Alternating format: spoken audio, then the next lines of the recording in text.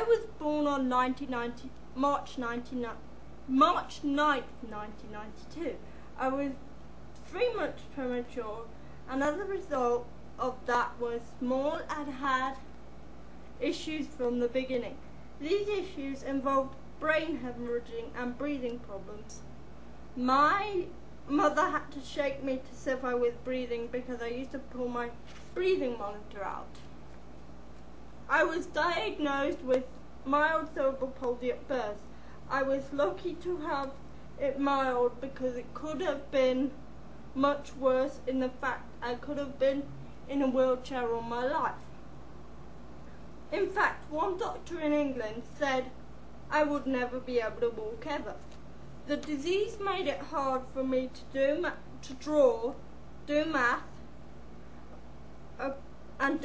Apart from that, it only affects me physically.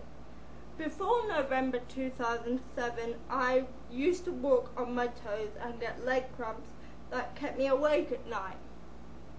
I still get them sometimes, but sometimes even after the operation. I used to go to physical therapy once a week to keep me from walking on my toes. I had splints to try and help me walk as well. None of these methods worked.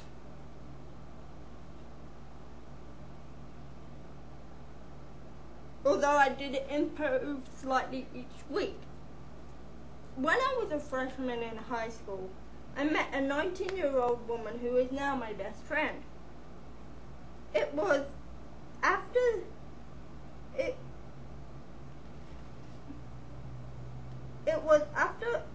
I came to America that I met her and we found another solution, an operation in which they would go in 2 places and led to my hamstrings, which is a bone at the back of the knee, I think, to keep my hip bones and feet from turning inward, so I don't walk on my toes anymore. Now, when I first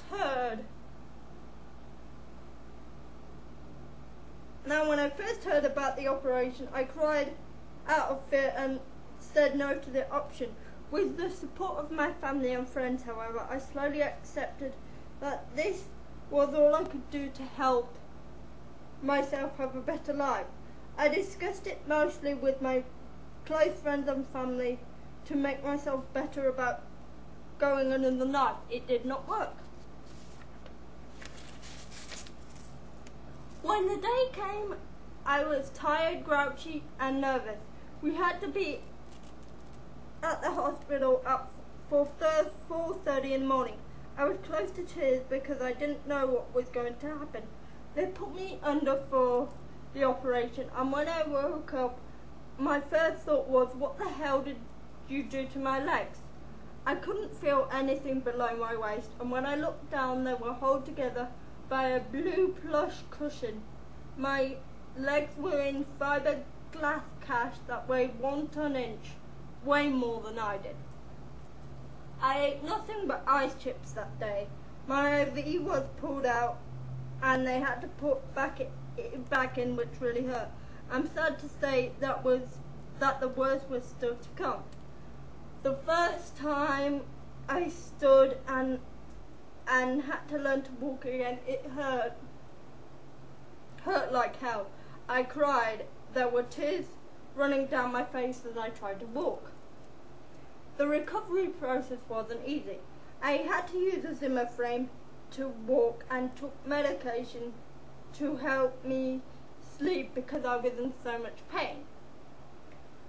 This went on for 4 weeks, and the last 2 was easier because I was able to move around more as the casts were cut down to my knee instead of covering the whole leg.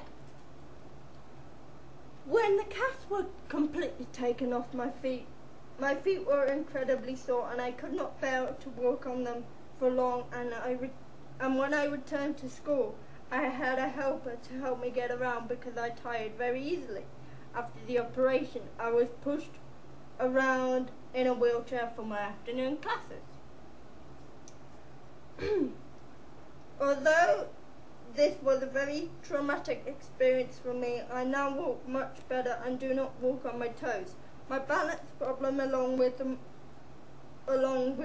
not being able to draw and do math, is still there. However, I can't fix that as easily. For my operation, my best friend and I began to watch the show Naruto, and to avoid fights we created Sasuke's twin Kusuke, who is an original character based off the show Naruto and Naruto himself and Sasuke himself. He was my friend's idea and creation. The show Naruto of ninjas,